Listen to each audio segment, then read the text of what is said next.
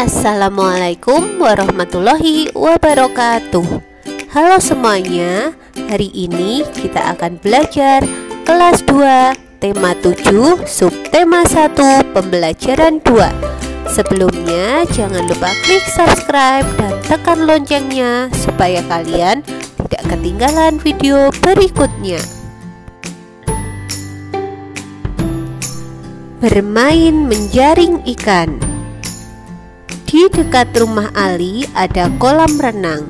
Hampir setiap hari Minggu Ali bersama teman-temannya bermain di kolam renang.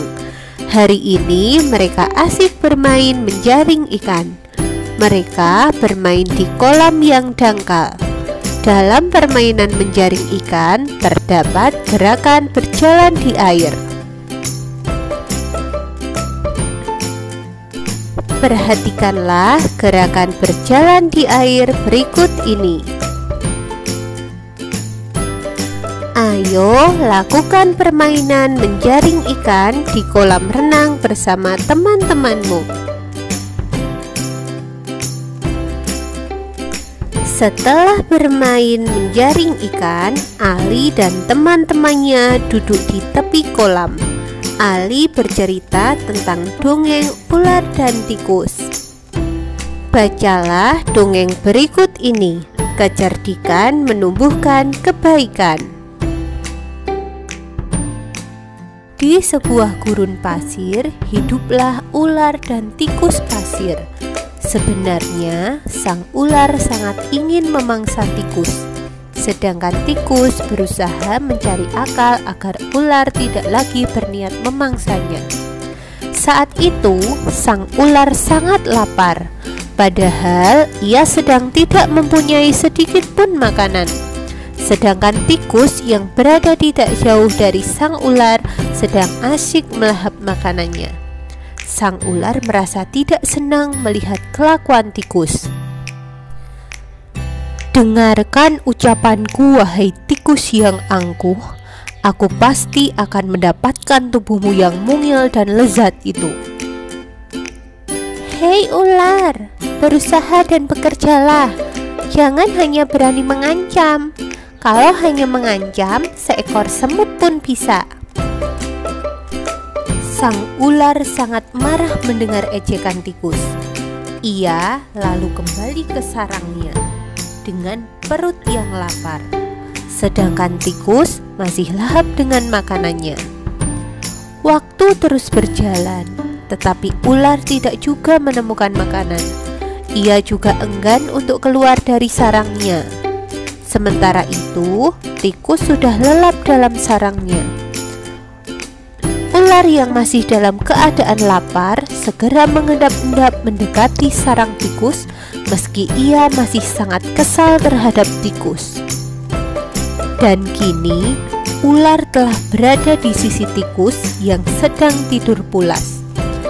Hei tikus, aku sudah berada di sebelahmu dan siap untuk menyantapmu. Tikus segera pura-pura terbangun dari tidurnya. Sambil berpura-pura menguap, ia mulai memutar otak agar bisa lolos dari cengkeraman sang ular. Tunggu dulu ular sahabatku. Kalau kau ingin memakanku, kau harus berpikir dulu. Kita hanya berdua di sini, tidak ada hewan lain. Jika kau memakanku, maka kau akan sendiri. Kau tidak akan mempunyai teman yang dapat kau ajak mencari makan. Kalau begitu, kau tidak akan makan dan akhirnya kau akan mati. Sejenak, sang ular terdiam. Ia mencoba merenungkan nasihat tikus. Jadi, kita tidak bisa hidup sendiri? Tentu, bukankah kita bisa berteman dan tentunya kita dapat mencari makan bersama?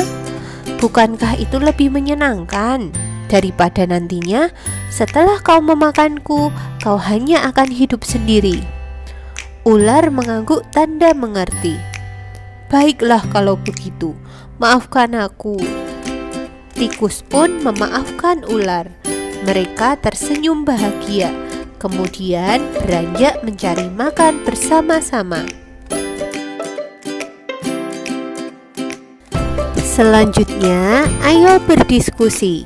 Diskusikan sikap kebersamaan yang dilakukan oleh ular dan tikus. Tulis hasil diskusi kalian. Yang dilakukan oleh ular dan tikus bersama-sama adalah mencari makan. Ayo menulis.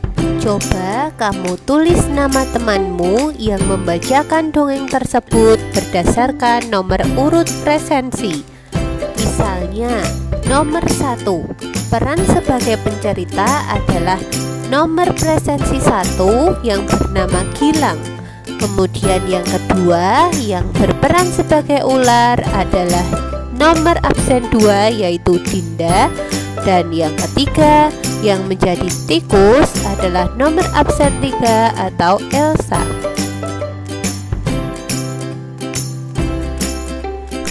Kamu juga dapat mengelompokkan teman-temanmu berdasarkan siswa yang menggunakan kacamata dan tidak menggunakan kacamata. Atau kamu juga dapat mengelompokkan teman-temanmu berdasarkan siswa yang berbeda jenis rambut. Selain pengelompokan berdasarkan perbedaan tersebut, dapatkah kamu melakukan pengelompokan berdasarkan perbedaan yang lain? Coba amati teman-temanmu. Tuliskan hasil pengamatanmu. Misalnya, hasil pengelompokan berdasarkan warna kulit. Yang pertama, siswa yang berkulit putih akan membacakan naskah teks sang ular. Dan yang kedua, siswa yang berkulit sawo matang akan membaca naskah teks tikus. Selanjutnya, diskusikan sikapmu terhadap teman yang berambut keriting atau berambut lurus. Tulis hasil diskusi kalian. Terhadap teman yang berambut keriting ataupun berambut lurus, kita tidak boleh membeda-bedakan dan harus saling menyayangi. Demikianlah materi kita hari ini. Semoga bermanfaat. Wassalamualaikum warahmatullahi wabarakatuh.